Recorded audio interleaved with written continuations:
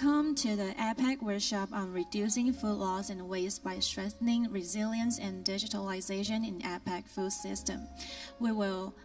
Before the workshop starts, please allow me to give you a brief introduction for our topic today. Our food supply chains have faced disruption from the COVID-19 pandemic. Using digital technologies to build more resilience is a shared priority across APEC economy. The pandemic brought new challenges to the food industry, but it also provided an unprecedented opportunity for stakeholders to drive ground-up transformation of the food supply chain, while achieving our socio-economic goals on inclusivity and gender equity. This workshop aims to catalyze these challenges and opportunities in the APEC region by providing access to the latest information on reducing food loss and waste vital to ensuring food security after the pandemic, and sharing innovative technologies and tools to strengthen food loss and waste reduction across the food supply chain. Moreover, workshop participants may contribute ideas for reducing food loss and waste under the Target Major Act framework and under the APEC Food Security Roadmap toward 2030. Today's workshop will cover digital and innovative solutions to introducing food loss and waste. There will also be a forum on day one for APEC member economies to share successful experience and challenges from the application of innovative digital technologies to build resilience of food supply chain. So the first session will be welcome and opening remarks. We will have three important guests to give us the opening remarks, including Mr. Vincent Lin, the Council of Agriculture, the project overseer, and Dr. Susan Zhang, the ATCWG of Lead Shepherd from APEC, and Mr. Teddy Pavon, the Program Director of APEC Secretariat. So let's welcome the first opening remarks from Mr. Vincent Lin.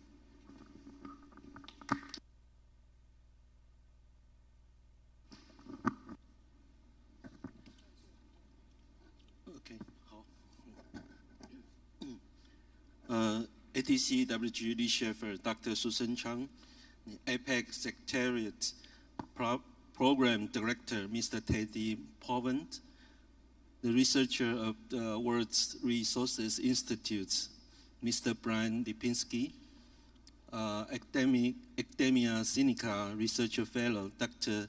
Zhang Jinzhen, distinguished speakers, participants, ladies and gentlemen, good morning. On behalf of the Council of Agriculture of Chinese Taipei, it is indeed my great honor and pleasure to welcome all of you to the APEC workshop on reducing food loss and waste by strengthening resilience and digitalization in APEC food system. I would like to take this opportunity to thank APEC economies, including Australia, Japan, Korea, Thailand, and the United States for their co-sponsoring this event. As the lead economy of APEC's work in reducing food loss and waste, Chinese Taipei is delighted to see representatives from regional organizations and the private sector join APEC member economy delegates to discuss the important issues at this workshop. This event highlights the challenges of opportunities in the APEC region and provides the latest information on reducing food loss and waste, which is vital to ensuring food security and sharing innovative technologies and tools to strengthen reduction of food loss and waste along the food supply chain. We hope this workshop can help bring up with concrete policy recommendations for future APEC and global initiatives to cope with this significant issue. To meet APEC's ongoing goal of promoting sustainable food systems, Chinese Taipei proposed a multi-year project on strengthening public-private partnerships to reduce food loss in 2013. In 2021, APEC announced the Food Security Roadmap towards 2030. Chinese Taipei was recommended as the lead economy on reducing food loss and waste under this roadmap. In this regard, we had hosted the webinar on drafting the implementation plan for reducing food loss and waste last year. We appreciate the collaborative efforts and capacity building support from all APEC member economy and the Secretariat. The APEC region is the world's largest body of food production and exports. Therefore, the reduction of food loss and waste has become crucial for ensuring a sustainable global food system in this region. In terms of agricultural economy, food loss represents a waste of agricultural investments, a loss of profits for farmers, and higher price for consumers, thereby harming food security.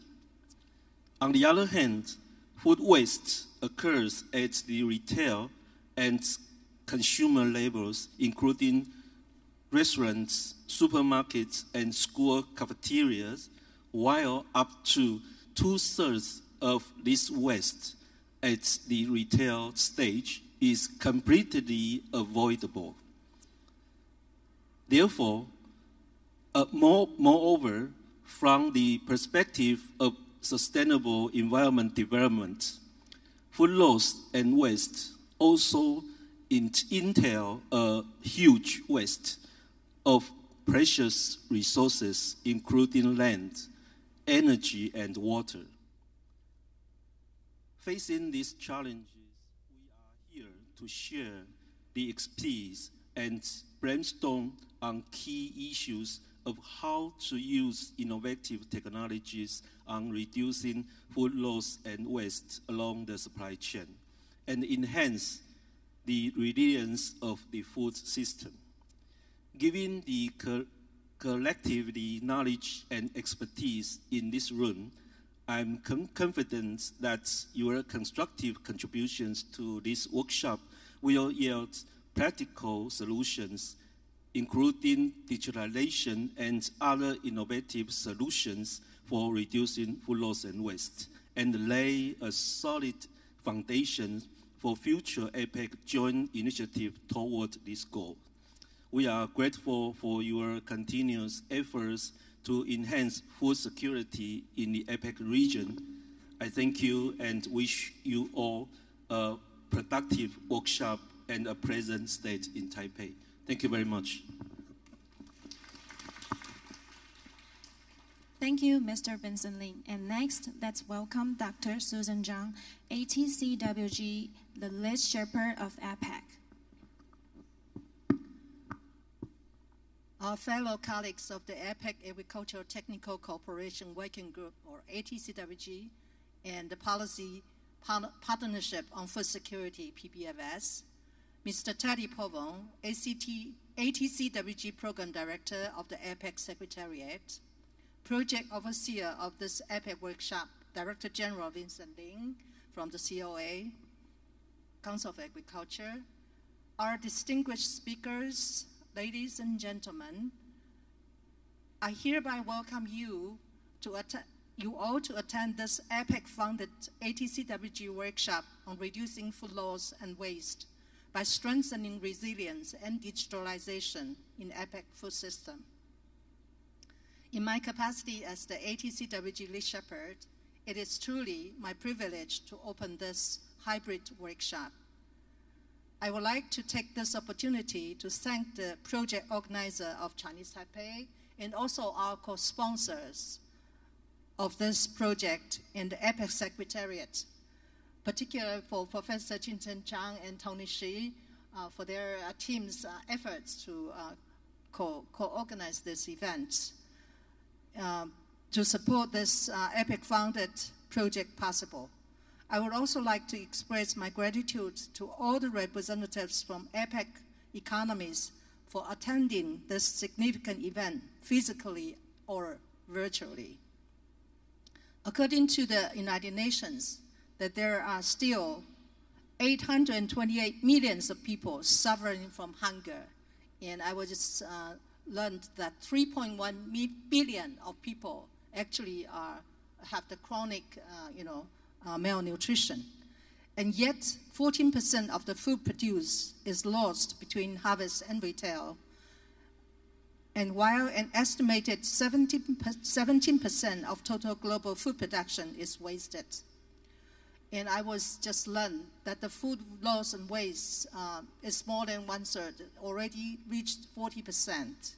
So food loss and waste disrupts the sustainability of our food system.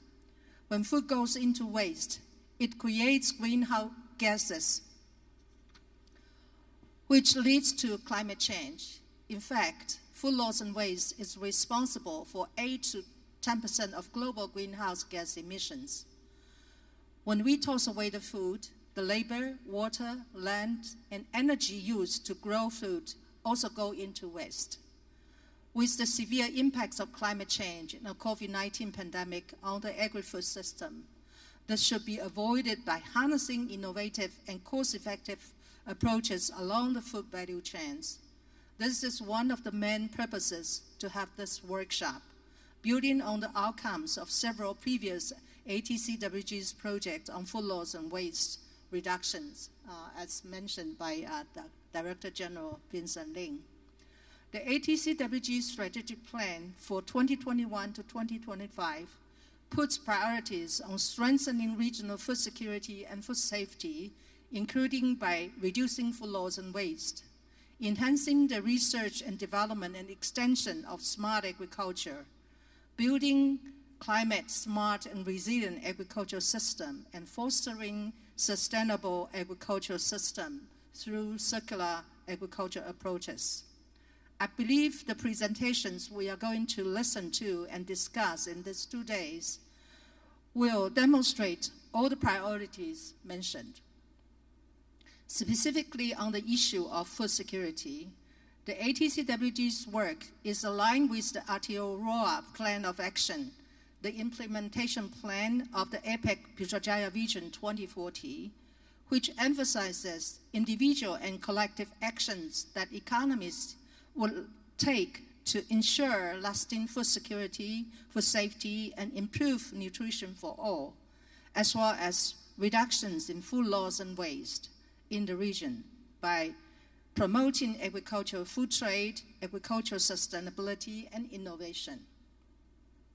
Following the above APEC leaders' declarations, our group works with the PPFS and other food security-related APEC fora and contributes to the establishment of the APEC Food Security Roadmap towards 2030 and its implementation plan, as well as leading collective actions in multiple key action areas of the implementation plan.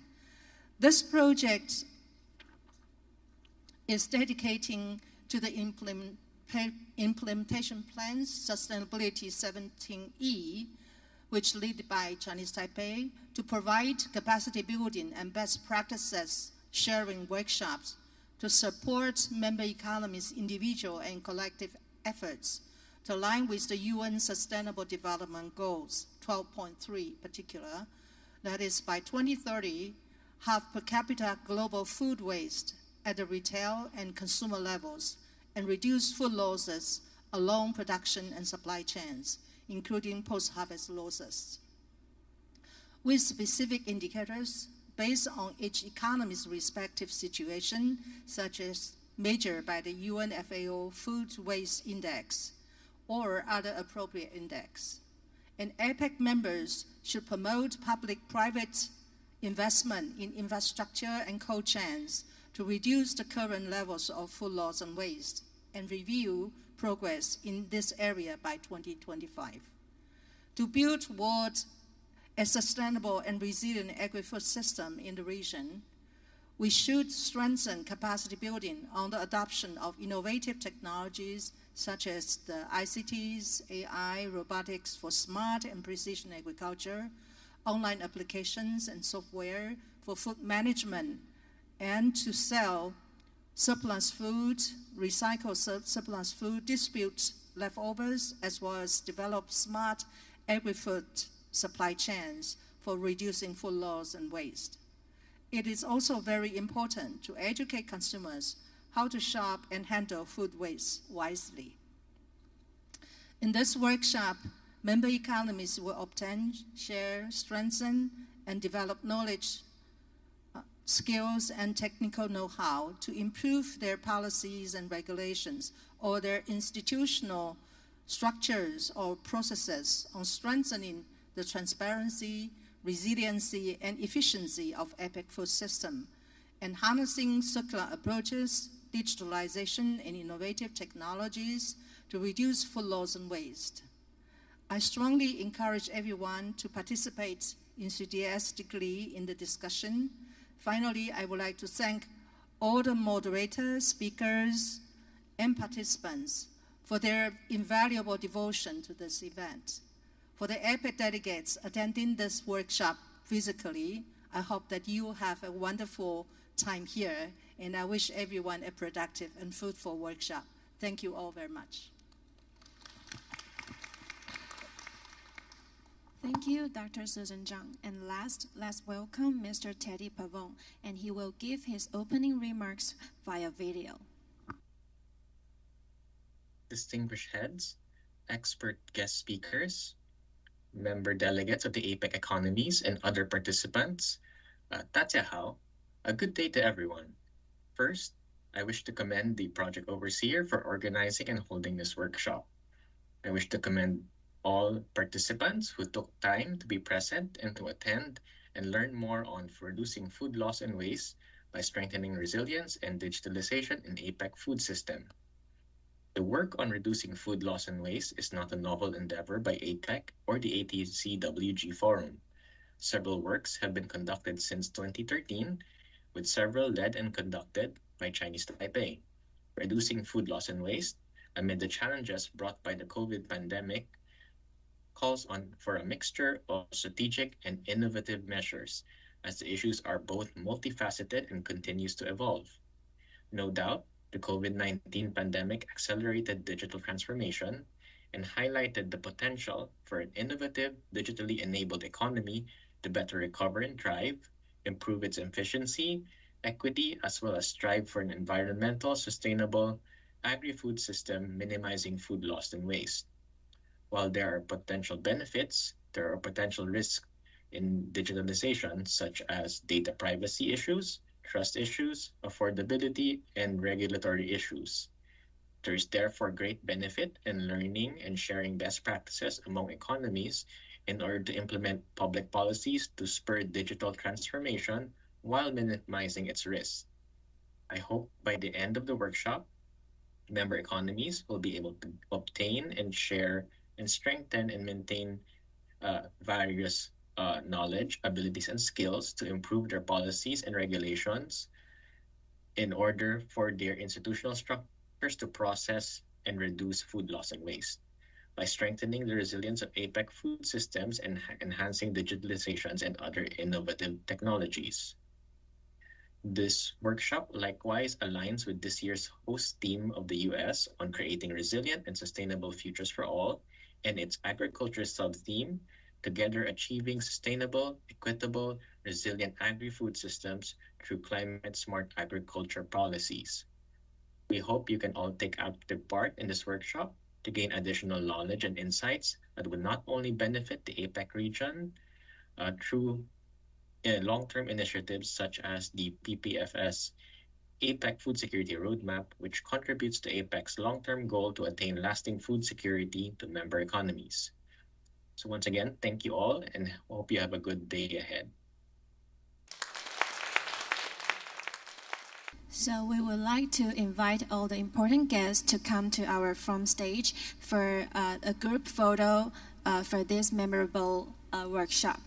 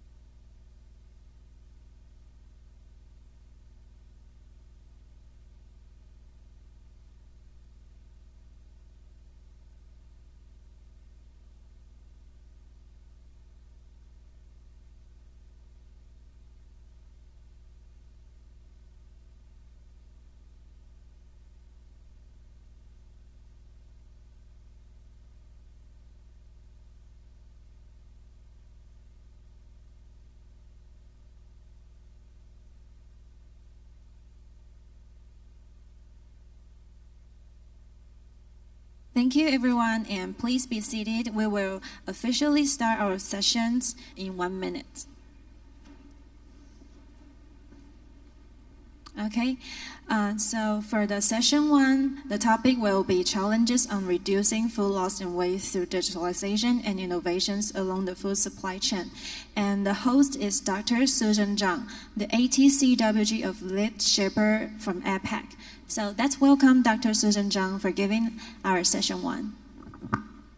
Okay, dear colleagues, we'll start our session 1, and the session 1 is challenges on reducing food loss and waste through digitalization and innovation along the food supply chain. We have 3 distinguished speakers to this session. The first one is Dr. Maximo Torero Cullen, and he is the chief economist of the Food and Agriculture Organization of the United Nations. He joined the organization in January 2019 as Assistant Director General for the Economic and Social Development Department. He was trained as he holds a PhD and master degree in economics from the University of California, Los Angeles. And he's going to give us a pre-recorded speech because of the time zone difference. So now let's us listen to his presentation. Dear colleagues, it's a pleasure to be with you today. Let me share with you my PowerPoint. As you know, we are working intensively in trying to find ways in which we can eliminate all the challenge and bring evidence to reduce food loss and waste in the world.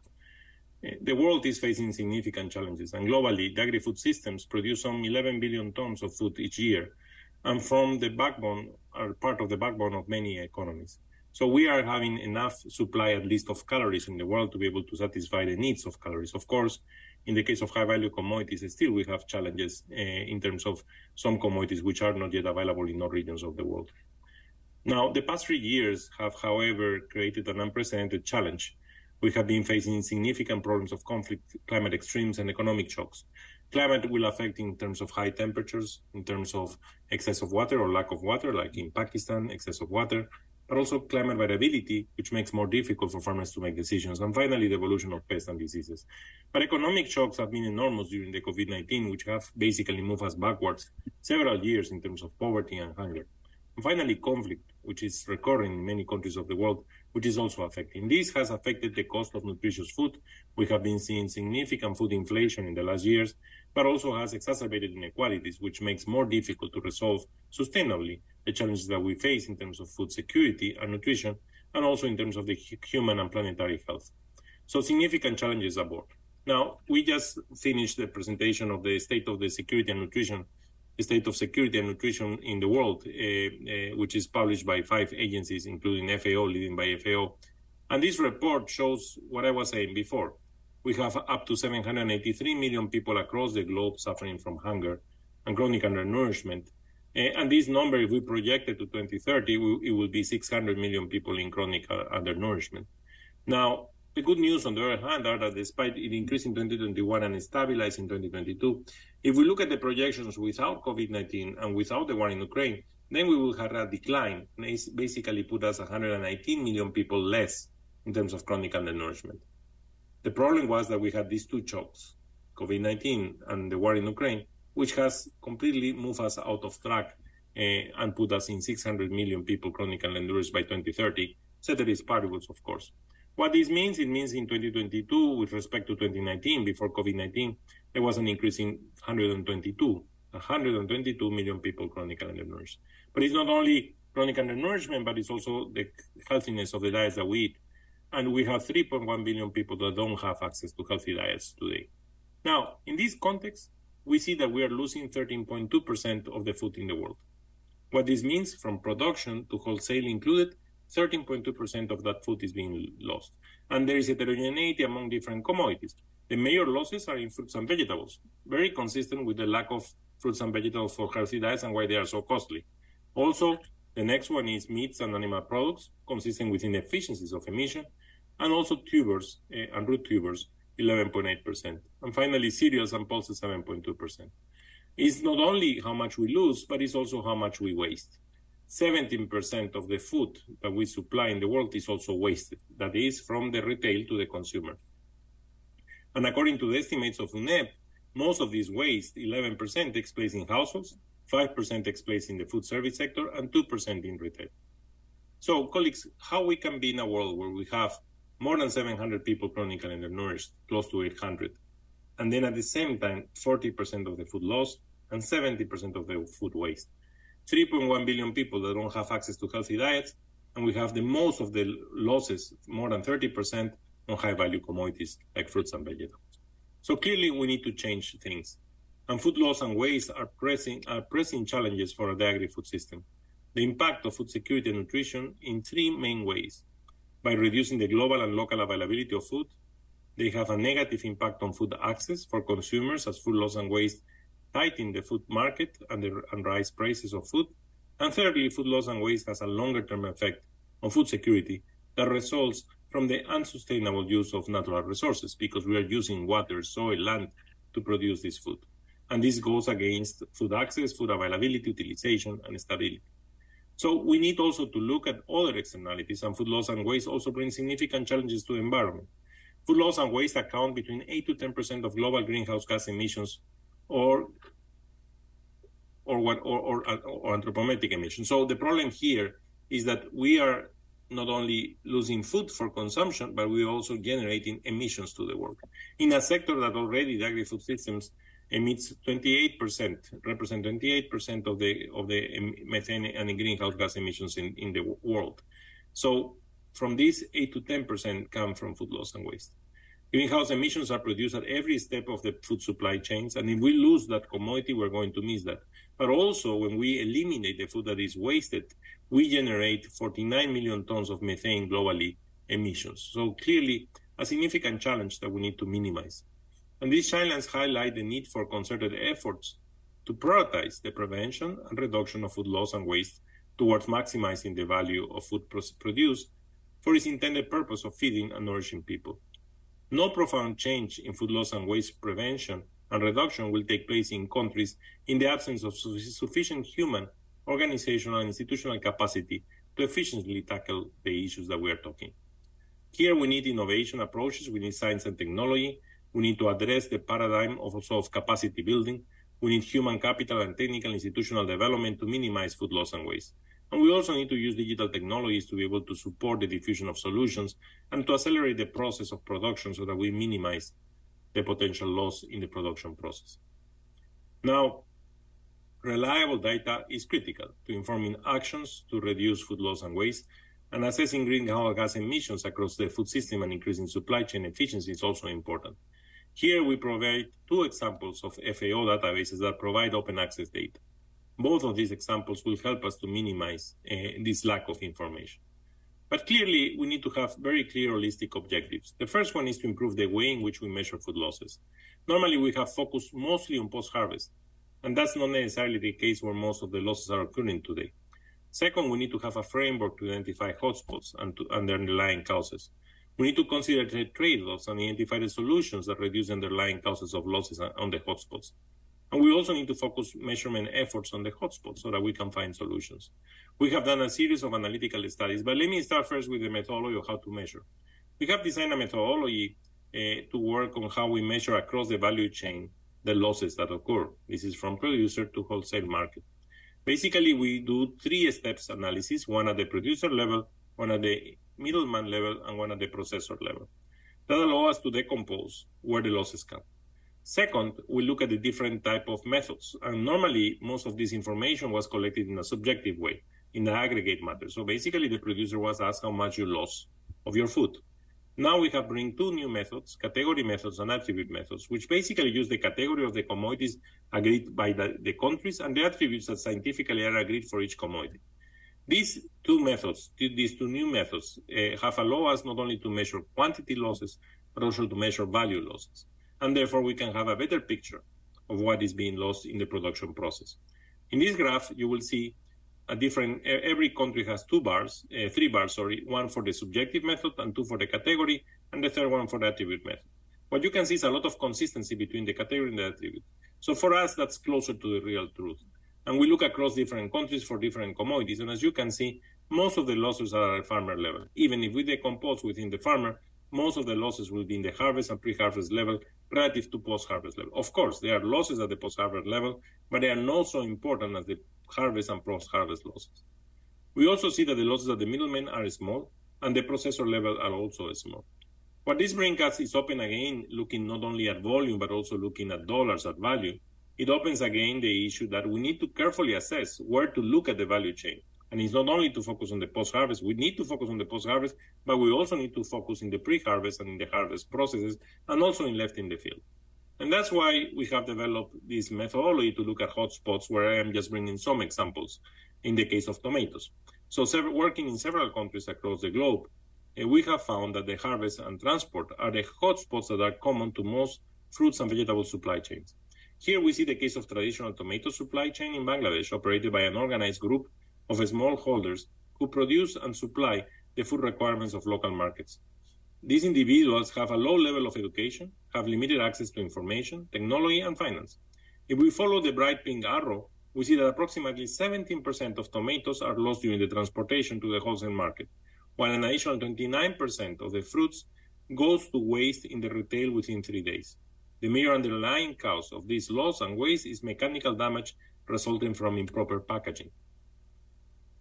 By building the capacities of stakeholders to apply simple good practice, sorting, remove damage and decaying fruit, and wishing the fruit in middle is chlorinated with water and allowing them to dry prior to packing them in 25 kilograms rigid plastic crates, we achieve no less than 80%, but in this case, 100% reduction in the losses with 2 to 3% waste after 3 days of the retail store. These tomatoes are of a better quality and thus have a longer shelf life in local markets. So again, trying to identify where the problem accrues across the value chain will be central to allow us to achieve this goal. By applying these simple practices, win-wins are generated for sustainable targets. Economic benefits that result from better quality, reduced losses, and longer shelf life of the commodities. From the social perspective at the household level, this translates into better quality of food and reduced waste, which makes significant difference for low-income consumers that shop in these markets and will get lower prices. And from the environmental perspective, of course, fewer plastic go into the environment and less waste goes into landfills, which means also we lose less emissions. And in a current EU FAO-funded project, FAO is now working with countries, in Bangladesh being one of the countries, to apply a circular approach to make waste by using it for the rearing of black soldier files for use as feed in aquaculture production. So a lot of work to be done to be able to improve what we are doing. Addressing the greenhouse gas emission at the country level is also important and requires an analysis of per capita and pre- and post-production emissions. Here we see that the Russian Federation, the United States of America, and Italy have the highest emission per capita, dominated by emissions of post-farm gate, post-production activities. In India, on the other hand, pre-harvest emissions dominate, wherein agri-food systems waste disposal, 1,112 kilograms of CO2 equivalent per capita. And on-farm electricity use 1,117 CO2 kilograms per capita per the most significance. In the USA, food household consumption and food processing have the highest per capita CO2 equivalent emissions. Clearly, each country has distinct factors contributing to their emissions, making it essential to tailor mitigation strategies and to look at the respective factors. In developed countries, prioritization of a focus on consumer behavior change through education and awareness raising makes a lot of sense towards reducing food loss and waste and, of course, to reduce emissions. Large businesses must also put in place the correct strategies to reduce the carbon footprint in their processing operations. In the developing countries, actions must focus on increasing efficiency in the agricultural systems that will allow us to minimize those losses. Elements of an enabling environment that can be supported by the government is crucial, and they might include the promotion of tools to reduce, for example, aflatoxin contamination and other issues that will reduce the quality of the product. Supporting capacity development, as we mentioned before, in using new technologies and innovations, and the provision of basic public goods like infrastructure, which we know is essential, storage facilities, post-harvest infrastructure, and improved practices for supply chain actors. And finally, support of private sector activity by de-risking not only through blending, but also through information that will allow private sector to have a bigger role, and especially to comply with the major regulations. Apart from emissions database and the food loss database, the FAO technical platform on the measurement and reduction of food loss and waste includes technical resources and as a certified training courses to address food loss and waste prevention and reduction. We really invite you to look at this platform because we have done a huge effort to bring these results and these training courses into the system. So thank you so much for your attention, and I hope this presentation was useful for you, and I hope you have a great day today in your seminar. Thank you so much, and see you soon. Dear colleagues, it's a pleasure to be with you. Please stop. Thank you very much, Dr.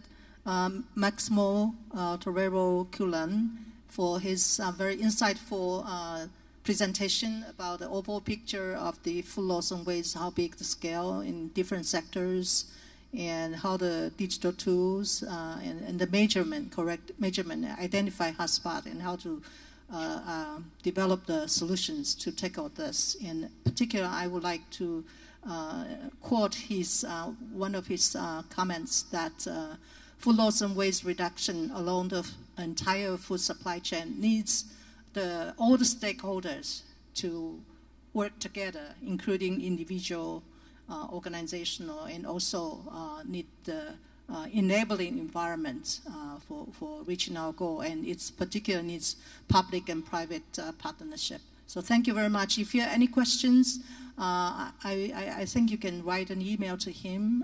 He will be answering, I'm sure he will answer your question. And now I would like to introduce our second speakers for this session.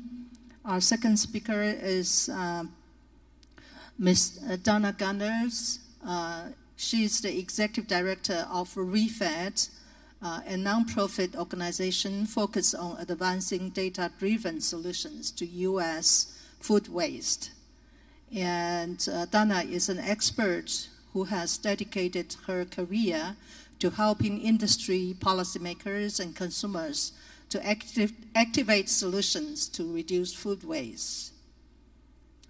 And so now she is going to join us online or also pre-recorded presentation? Online, okay, so she is going to join us online, so please join me to welcome her to give this presentation. Do we have Donna online? Donna? Hello there. Oh, can you all hear me? Yes, we are hearing well. So please go ahead. Okay. Super. Well, thank you so much for having me today. It's great to be here, and I'm sorry that I can't be with you all in person. My name is Dana. As Dr. Chung mentioned, I'm the Executive Director of ReFed. And if you go to the next slide, please. I'll explain a little bit more about what we do as ReFed. So we are entirely dedicated to, sorry, could you go to the next slide, please? Thank you. We are a national nonprofit, and we are entirely dedicated to reducing food loss and waste. And we really focus on 4 different areas of action. So the first is to provide data and insights on the topic. The second is to bring more money into the space, both investment and philanthropy, as well as public money, and to help those investing know kind of where to direct their funds. The third is our business initiatives, and we are building a suite of tools that food companies can use to help kind of begin the process of knowing what to do to reduce losses within their business.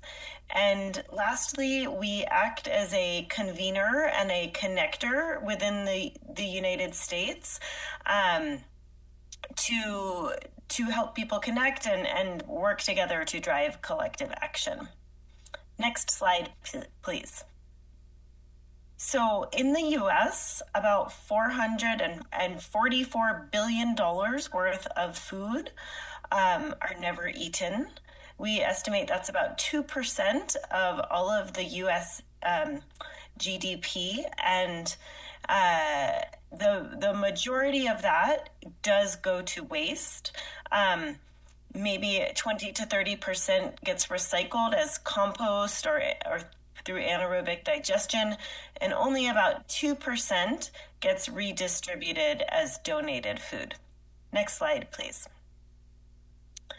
That winds up being about 38% of all the food in the country that goes unsold or uneaten.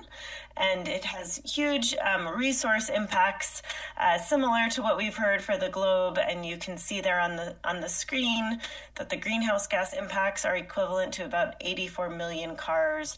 And then, of course, it has water and land implications as well. Next slide, please. So one of our key tools is we call the Refed Insights Engine, and we actually have 6 different tools. And so this is one of our, I was asked to speak about digital solutions, and this is one of our digital, this is the way that we provide information. And so we have 6 different tools. We've had over 50,000 users, and we still have about 2,000 people that are using it every month. And we've actually been able to document over 1,000 ways that the information has actually been used. So that's exciting to see that it's out there and being used. And I know tomorrow one of my colleagues will be presenting a little bit more detail on some of these tools, but I'll just show you a little bit about them. So if you could go to the next slide, please. So our first tool is really meant to help people understand the problem, and it breaks down the amount of food that is surplus and how much actually is going to waste. You can look at it by sector or by product type, by food type, and also by cause. So why is it happening? How much is happening for different reasons? So that's our first tool. Next slide, please. Our next is our solutions database. We have analyzed about 42 different solutions to food waste for how much food that they save and how much they cost to implement, as well as how much they may save, how many dollars they may save in either cost savings or additional revenue, and their greenhouse gas and water and meal impacts. So you can go and you can select each of these solutions. You can filter by who you are. If you're a grocery store chain or a restaurant, you can find solutions that are just meant for you in this tool. And then next slide, please. For each of the solutions, you can actually dive deeper and find a whole fact sheet that looks at, that tells you more about the solution. And it also gives an estimate of the investment that we think is necessary for that solution to be fully implemented across the whole country. And as well as what types of investment. So does it need to be grant money or public money or private sector money? Next slide, please. We have another tool that we call our capital tracker. So we are tracking investment and grants into companies and nonprofits that are providing solutions, and we're doing that year over year. And you can see that investment has risen some, though certainly not nearly as much as we need it to really make a dent in the problem. This tool also allows you to see the specific deals so that investors can actually see which other investors are investing into this topic and which companies are offering solutions. Next slide, please. And then we host a directory of many of those organizations, both companies and nonprofit organizations that are providing solutions. So we have about 1,500 organizations in our directory, and that allows businesses or others to go into that directory and look up different companies and organizations that can provide the specific solution that they are looking for. Next slide, please. So with all of that analysis, we estimate that it would take about $18 billion annually to actually reach the 50% goal. Actually, let me restate that. It would take about $18 billion to cut the amount of food going to landfill in half.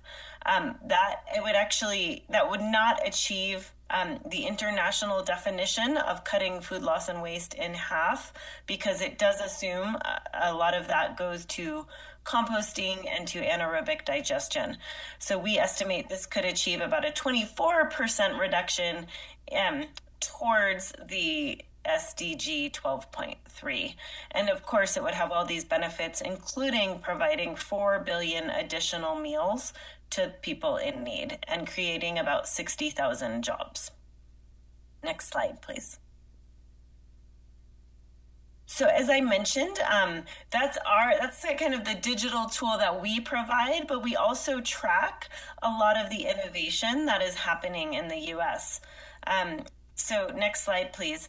We see that there are companies that are providing solutions in many, many different categories and parts of this problem. So I'm going to tell you about just a few of the categories where we are seeing digital solutions. Next slide, please. The first is in machine learning and artificial intelligence as it relates to grocery stores and their ordering. So there are several companies that are providing software that help grocery stores be more accurate in their forecasting and order the right amount of food. And therefore they don't have extra on their shelves or in their inventory. Next slide. The next is image recognition. So the ability for a camera to look and identify what food is there. We are seeing a lot of companies use this with scales, and so that it makes it easier to measure and identify what's being thrown out. Next slide, please. Also, markdown alert applications. So that's where there's an app on a phone, and either a grocery store or a restaurant can offer food for sale at a deep discount before they go and throw it out. And we are seeing these companies do extremely well here in the US and grow very, very fast. Next slide, please. The next category is hyperspectral imaging. So this is a way to, with cameras and infrared, actually look into fruits and vegetables and evaluate their quality. And this helps companies make decisions on where to sell that product. If a product has a shorter life, they might sell it somewhere closer. And if it has a longer life, they might sell it further away, for instance. Next slide, please. And then lastly, temperature monitoring and cold chain. So there are different approaches to monitoring that a cold chain is kept cold, that products are kept cold at the right temperature, monitoring that temperature, and then sometimes trying to communicate to the consumer when the product is good or when it's not, when perhaps it's not good anymore. This is better than using dates, which don't adjust depending on how a product was treated. Next slide, please. So a little bit about the benefits, but also the challenges of some of the digital solutions. So I think the benefits are pretty clear for people. There's the ability to improve revenue and to save costs. So there are clear financial benefits.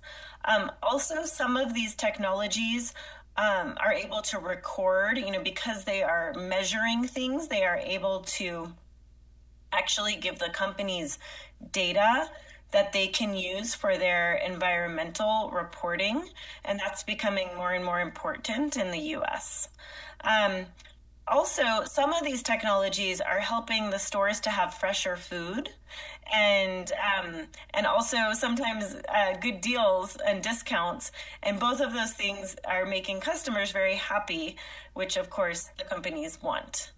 On the other side, though, there certainly are quite a few challenges.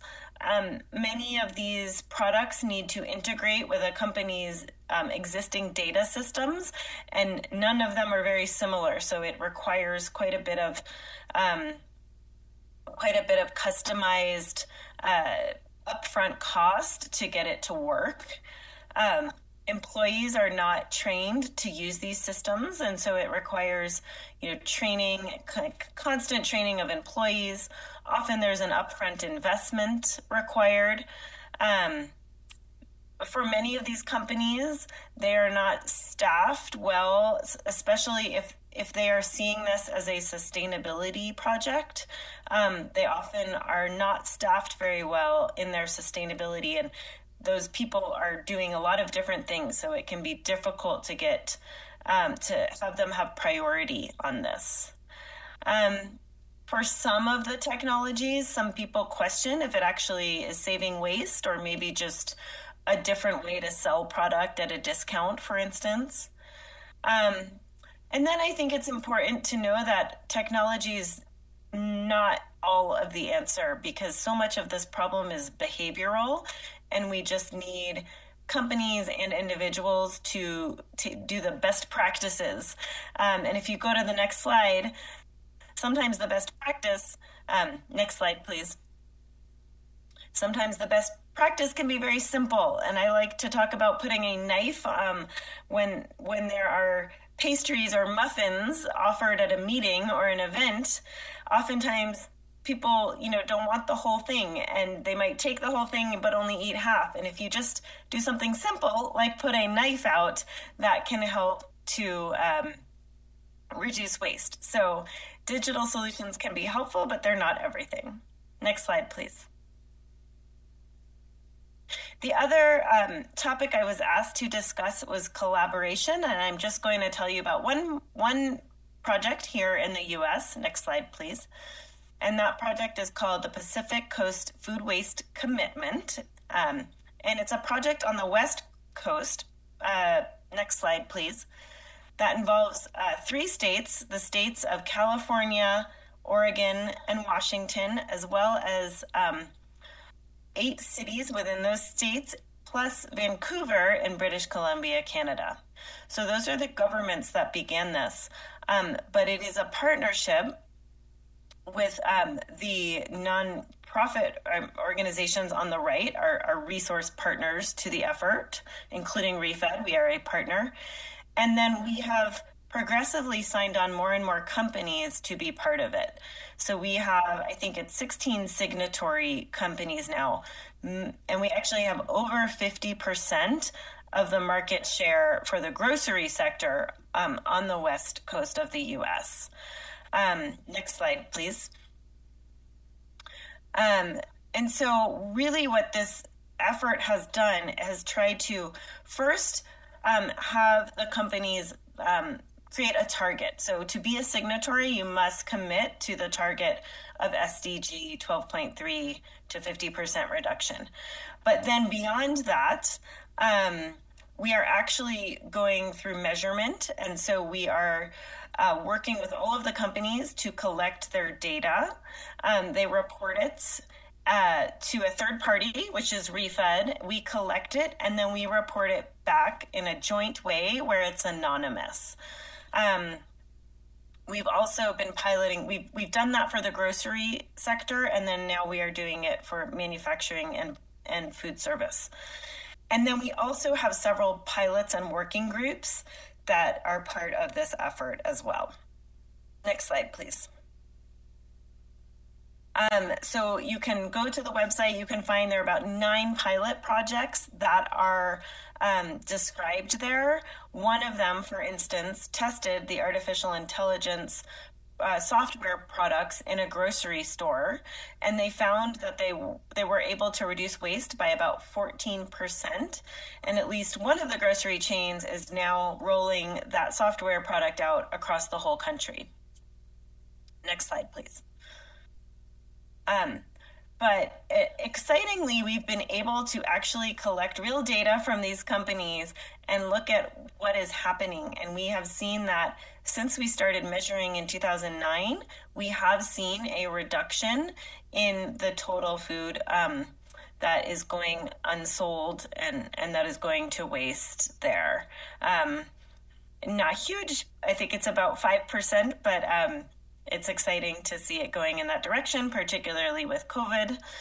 Next slide, please. So this is my last slide. I know really we're hoping to find policy solutions for this group to consider. So I'd just like to leave you with the fact that that public-private partnership that I just described has been very successful.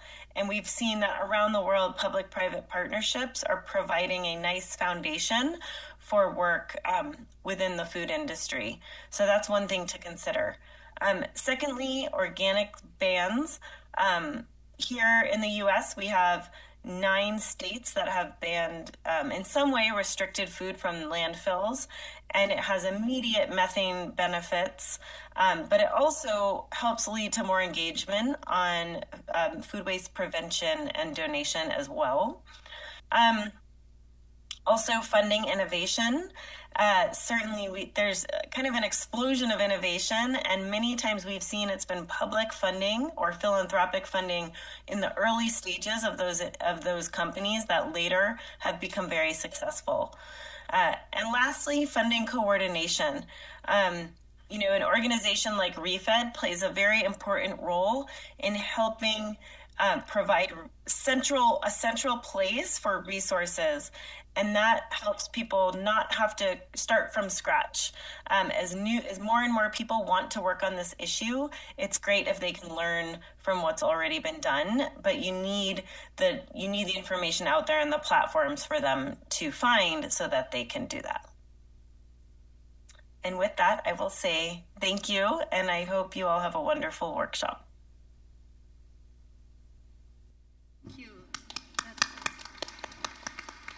Thank you, Dana, for your very insightful and comprehensive speech. Also very interesting.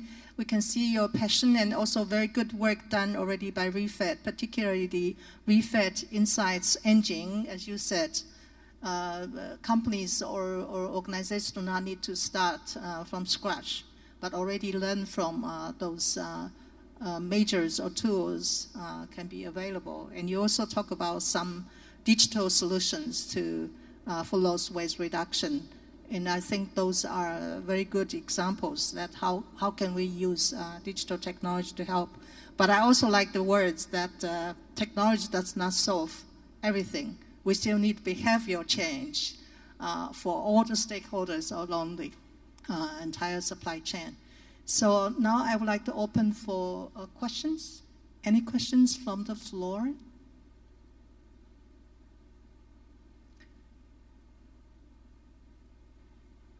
Any questions from the online? Do we have people can see if there's any questions from the online? If not, you are still thinking. I have a question for Donna. You mentioned that you try to attract a lot of companies to use your tool and also apply in their supply chain management, and you already see some results. And what kind of challenges or what kind of strategy you try to promote REFED activity to those companies to join the action of food loss and waste reduction? Yes, well, for the collaboration for the Pacific Coast Project, I think we ask them to make a commitment and then to be part of some of the working groups and the pilots, and it's worth it to them because they know that there are some problems that can only be solved together with their peer companies. And so we offer the platform for them to work pre-competitively, to work together. Right now, for instance, we are looking at the potato supply chain and the strawberry supply chain, through the whole supply chain, to see where the hot spots are for waste. So that's for that collaboration. For REFED, directly working with companies, what we are doing is we are trying to take a lot of the analysis that we've done at the food system level and make it available for the company at the company level. And so now if a company gives us their data, we can give them back what we call a custom roadmap, a custom list of solutions, and an estimate of how much it will cost them and how much food they will save, but to their size. And that can really help as they consider different solutions. It can help give them a place to start. Thank you. And then can I know how the funds for the operation of REFED comes? It's from donors or from the government support also? No, it's almost all philanthropy. Yeah, some corporate foundations and many private philanthropies. Okay, I recognize there's our delegates from Chile. Thank you very much for the presentation. It's super interesting, the initiatives.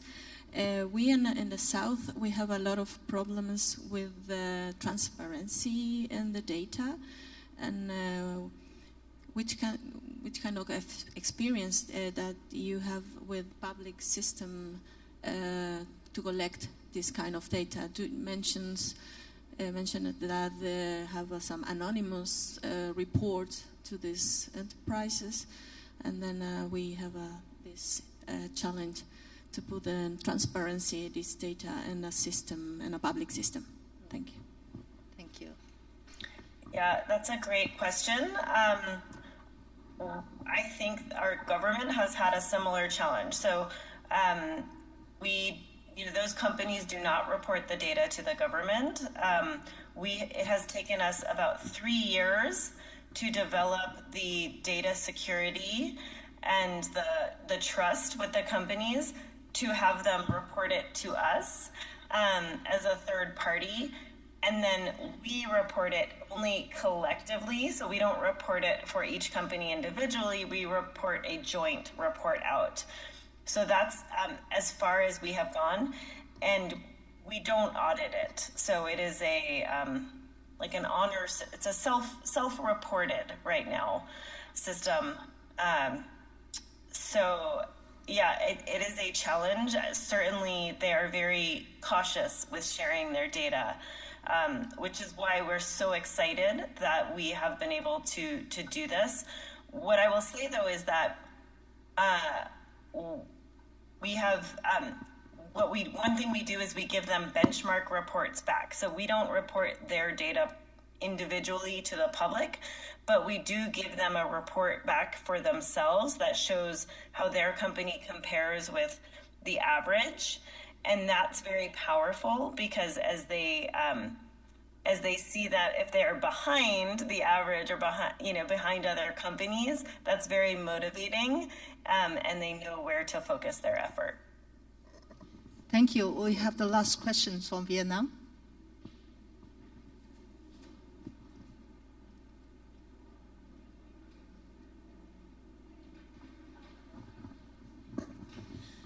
First of all, on behalf of Vietnam delegation, I'd like to thank the speaker for a very informative presentation. And in the presentation, Dana, you mentioned on various solutions, very advanced solutions for reduction of food loss. And can I ask if you have any international cooperation program in place so that if an economy like Vietnam, we are interested in a specific solution we can access for technology transfer? Thank you. Right now, we do not have any international cooperations in place. All of the information on the Insights Engine is available, so anyone can go on and find that solution analysis. Of course, it assumes the U.S. context, so it would look a little bit different, actually probably quite different for a country like Vietnam. But in terms of the digital solutions that are represented there, many of the companies that are in our directory are very interested to expand to other countries, and some of them are already in other countries. And so that is available, right now to anyone who would like to see that.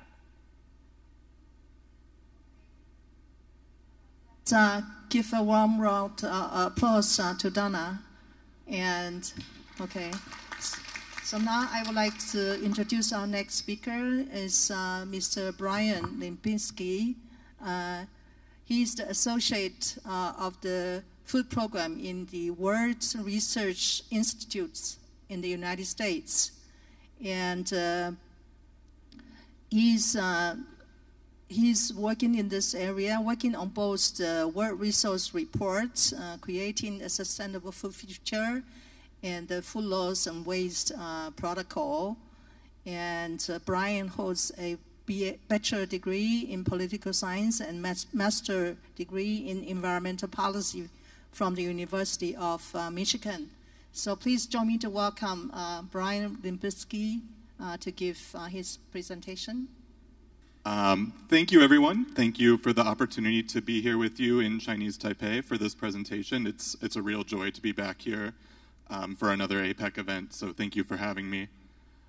I think actually the order of the presentations has worked out very well today because first we heard from Maximo talking a bit about what economies can do in terms of digital tools and supporting digital tools, and then we heard so many wonderful examples from Dana about what the private sector is doing in terms of these digital efforts. And what I'm going to focus on is a little bit about how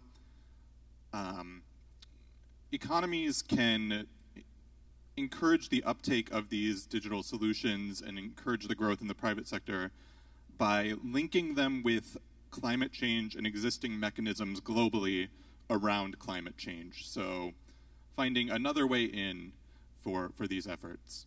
So if I could have the next slide. I'm just going to quickly, if you're not familiar with my organization, I'm with the World Resources Institute. We're a global nonprofit working at the intersection of environmental issues and development issues. I specifically work in our food program, and probably, as you would assume by me being here, on food loss and waste specifically. I'm based in Washington, D.C. Normally, we do have offices all over the globe. Some of our efforts, as Dr. Zhang referenced, We serve as the Secretariat for the Food Loss and Waste Protocol, which is an internationally accepted means that provides guidance for economies and for companies on what to measure and how to measure when it comes to food loss and waste.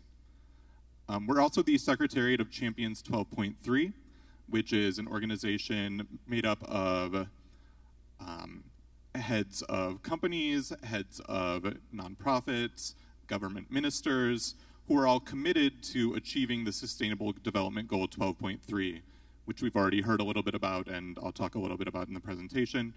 And we've also done a number of research publications about food loss and waste that have helped to encourage efforts on Target Measure Act and this 50% reduction goal that we've heard about a number of times already. So if I could have the next slide, please.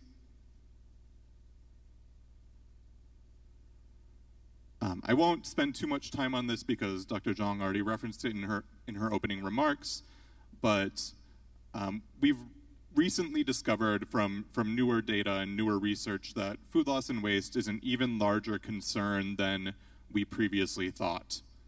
So for many years, the go-to figure was to say that about 1/3 of the world's food is lost or wasted at some point. But actually, research from just a couple of years ago from the World Wildlife Fund and from Tesco found that about 1.2 billion more tons of food were being lost and wasted throughout the food supply chain than we previously thought.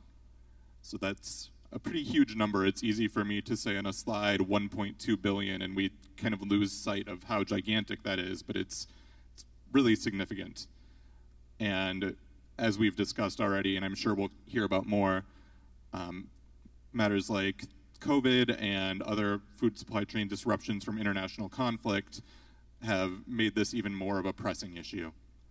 So on the next slide, just to show the implications of this increase, if I could have the next slide, please. So we thought it was 33% of global food loss and waste. Now we believe it's 40%. We previously thought it was about 8% of global greenhouse gas emissions. The updated estimate is closer to 10%. And this is all just associated with food loss and waste specifically. And we also have a greater understanding of where the food loss and waste is occurring. So Maximo in his presentation explained the distinction between food loss, which happens closer to the farm level, and food waste, which happens closer to the consumer level and in retail level. And the previous conception tended to be that in less wealthy economies, it was more prevalent at the farm level. You have more food loss, whereas wealthier economies had more food waste.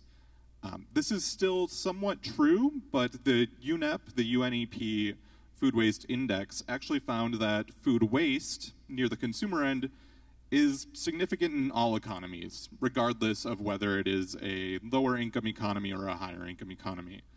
So that really informs, I think, these sorts of interventions that economies should be considering, because you can't just focus on one part of the food supply chain. It needs to be the entire span. So if I could have the next slide, please. Globally, now starting to talk about sort of the link between food loss and waste and climate change even more. Globally, food systems are responsible for almost 1/4 of global greenhouse gas emissions. And this is split between the land use that's required for the agriculture and also the specific production aspects. So I won't go into the details of this slide. I believe these slides will be shared, and if not, I'm happy to share them myself because I know there's quite a bit of information on this slide. But you can see some of the main sources are actually from enteric fermentation, which in simpler terms, it has to do with emissions from livestock, also energy use in food production, and so on.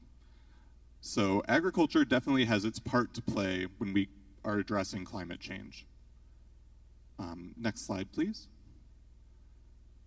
And so food systems must be addressed as a whole if we want to address climate change. And just focusing on one solution isn't enough to get us there. And so what this chart shows, this is from my colleagues at WWF, what it shows is that if you just were to focus on one area of the agriculture puzzle, you don't get the world to a 1.5 degree world. It's not enough to just look at efficiency or just look at diets or just look at food loss and waste.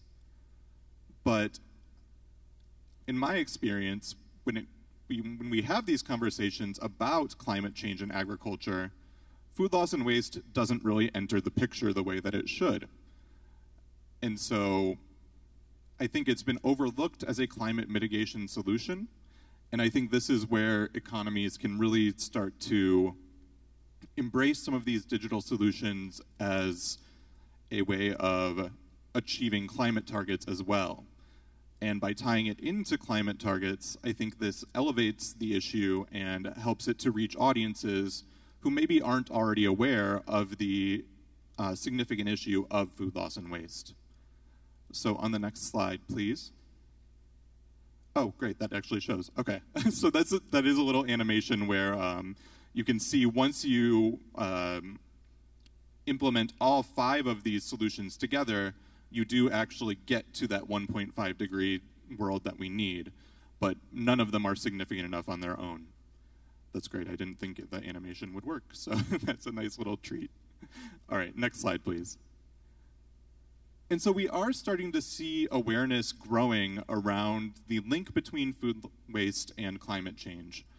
And so these are 2 recent articles, headlines that I found that talk about, in just the public media, how food waste is a huge contributor to climate change, what's being done, and also the bottom headline is not specifically about climate change, but it is about how the European Union just recently announced a proposal to make 30% cuts in food waste within the European Union mandatory by 2030, which is the first sort of mandatory effort we're seeing from a regional body like the European Union. And yet, even with this growing awareness, we don't see economies making that link between food loss and waste and climate change to a great extent. So on the next slide, I'm going to talk just briefly about, we already heard about SDG Target 12.3, which is this global effort to cut food loss and waste in half by 50%, which all United Nations parties have implicitly agreed to this target. So there's a global understanding that this is an important target to achieve. And I'm just pointing this out because some information in the following slide is going to maybe, it certainly raises some questions for me about why this link isn't stronger. So next slide, please. What I'd like to talk about is how there's a major opportunity to strengthen the link between climate and food loss and waste. And I would say that is through the NDCs, which is a process in the UN, and also for parties that are not, for economies that are not parties of the United Nations, also climate action plans. So within the United Nations system, there are these documents, these plans called NDCs, that economies are required to prepare for every 5 years, starting in 2020, and it's about what that economy is going to do to address climate change. They're required to produce these documents every 5 years, but they can actually enhance them at any time to increase their ambition. And so the reason I pointed out the SDG 12.3, so despite the fact that food loss and waste has a significant contribution to climate change, and even though all economies have signed on to this SDG 12.3 that acknowledges the major issue that we face with food loss and waste, not very many of these NDCs mention food loss and waste. So it is not currently being seen by economies as a climate mitigation solution. And so on the next slide, I do want to acknowledge where there are economies who are doing this. So there are 36 NDCs that are now considering just post-harvest loss, the loss side of things. This is an improvement. It was 21 just a couple of years ago, so we are seeing more economies bringing in this idea. 19 of the NDCs now consider both food loss and food waste. And this is actually a significant improvement. Only 2 of them were when the first NDCs were announced. So again, there's an improvement here. That's where they're mentioning both the food loss and the food waste side. And so I've listed economies that are mentioning both food loss and food waste in the NDCs. And again, this research comes from my colleagues at WWF, so I want to acknowledge their great efforts in going through all of these contributions. So the next slide, please. I wanted to point out some APEC economies that are mentioning either food loss or food waste in their existing NDCs or climate action plans, just to give some examples. So Canada has referenced phasing out food waste to landfill to reduce methane emissions. This is actually something that Dana mentioned in her presentation about how there are some states within the United States that have enacted similar policies. Chile, within the NDC, has mentioned the plans to develop a circular economy roadmap and an organic waste strategy. China has referenced the Empty Plate campaign, which is a food waste-focused, consumer food waste-focused campaign that specifically ties in the idea of having a low-carbon lifestyle. And Vietnam in the NDC has discussed the contribution of new waste treatment facilities to produce compost rather than having material go to landfill. This, as I've pointed out in the title, this is just a few examples. This is not a complete list, but I just wanted to give an idea of what sort of efforts can be tied into these NDCs and these climate action plans. And so on the next slide, which I believe is my final slide, yes. So my idea for how to tie this all together is giving some suggestions here on how food loss and waste can be integrated into either NDCs or climate action plans. Because I know also Hong Kong, China, and Chinese Taipei have also developed some climate action plans that do mention food loss or food waste within their documents as well. And so this can run the gamut of what you include in these. So there are statements that just acknowledge the contribution of food loss and waste to climate change and just can have some general actions, things like, okay, we're going to reduce losses, we're going to reduce waste. It can be quite vague. But then what I suggest is we should need to identify some specific actions that are needed to support that aim. And this is where I think this really starts to tie into what we're discussing in this session, where we're going to hear throughout today and tomorrow about so many wonderful examples of digital tools and efforts within APEC member economies to address food loss and waste, and yet I think we don't tend to hear about these actions outside of our food loss and waste community.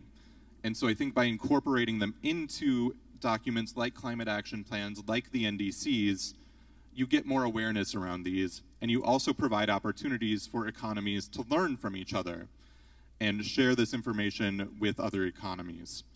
So an example here is that Dominica, not an APEC member, but has identified the need for a public awareness and extension program for curbside pickup of organic waste within their cities. Another way to tie this in is to support with supplementary documents and strategies within the economy. So, for example, the French Energy and Climate Plan discusses their law introducing mandatory food waste assessments for all food service operators.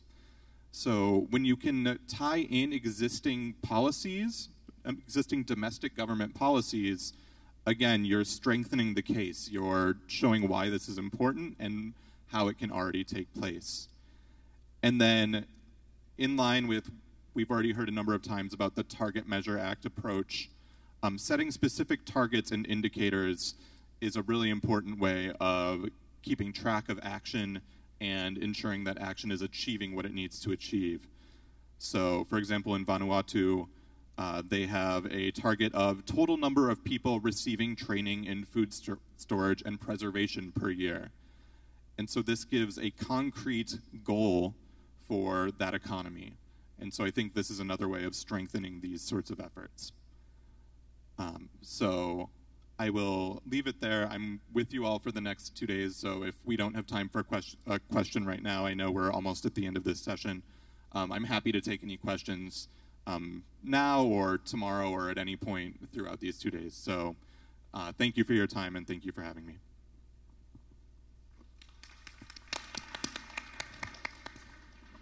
Thank you, Brian, for a very insightful presentation, particularly mentioning how the food loss and waste contribute to the greenhouse gas emission, 8 to 10%, and then also call for integrating the climate actions in reducing food loss and waste into national determined contributions to greenhouse gas reduction.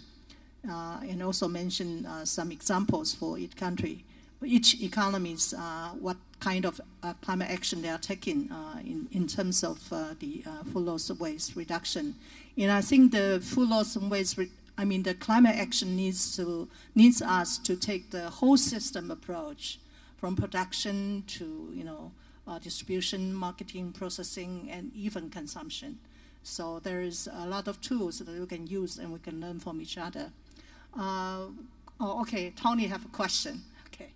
Tony Xu from Chinese Taipei. Thank you, Brian. You have an excellent presentation, especially bring the topic to the climate change issue, right? We all know that reducing food loss and waste has the double dividends. The first one is food security, and the second one will be combating the climate change. So my quick question is, the incoming COP28, right, in November, do you have any idea about bring this, the NDC issue into the agenda in the COP28? Is it any possible? Or Thank you. Thank you for the question, Dr. Xu. I think there are efforts, certainly, and I think what I indicated about how we're seeing more economies bringing this issue into their NDCs, I think that's starting to form sort of a ground-up approach where if more economies want this to be part of the conversation, then it will be. I'm optimistic, especially with also the new EU target that's been announced, that this may have an increased presence at the COP, but it's such a complicated system the COP is, and so it's hard to know each year what will end up being a major issue. So I know there are efforts, especially from economies who have already mentioned it within their NDCs and some of the international organizations that are present at the COP. I know there are efforts to elevate this issue. I'm certainly hopeful and optimistic that it will be more of an issue at the COP, but we'll have to wait and see. Just there are so many things that go into the politics and the discussions that go on at the COP that it ends up being quite complex. So I'm hopeful. I think we'll have a better picture of that within the coming months as people start preparing even more for the upcoming COP. Thank you for Tony to bring up the food loss and waste reduction did have the double dividends for food security as well as reduce greenhouse gas emissions, so to cope with the climate change. And I think all the speakers all mentioned about more and more economies conscious that to allow the organic waste or to recycle or rescue more foods when they are still edible, and if they are not edible, the organic material would go to composting or to methane production rather than go to landfill. That would contribute to greenhouse gas emission more. So I think that's a very good point that I think we should advocate more how our actions in climate action can be taken in the food loss and waste reduction area. So please join me to thank all the three distinguished speakers for their wonderful presentations. Thank you. Okay, so that's it for the morning session today. And right now we have a 10 minutes coffee break. And you can find, we have prepared some coffee, tea, and some refreshment over the room there. And you can find the restroom beside the coffee room or behind the stage. And we also have some exhibition today just behind the stage as well. You can feel free to take a look. And while we are having a coffee tea break, and don't forget to scan our QR code to give us your feedback for the workshop today. Thank you.